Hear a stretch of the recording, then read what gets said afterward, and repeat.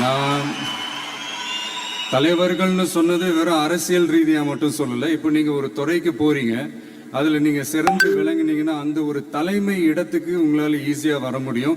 அதைத்தான் நான் சொன்னேன், இன்னும் நமக்கு நிறைய தலைவர்கள் தேவைப்படுறாங்க அப்படின்ட்டு.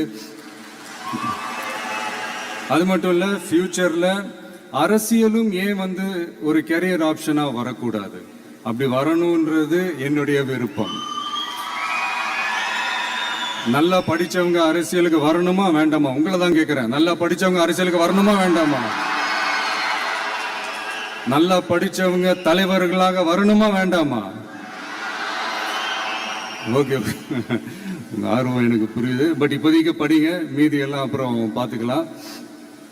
அதே மாதிரி நீங்க படிக்கும் போதே மறைமுகமாவே நீங்க அரசியல்ல ஈடுபட முடியாது. எப்படின்னா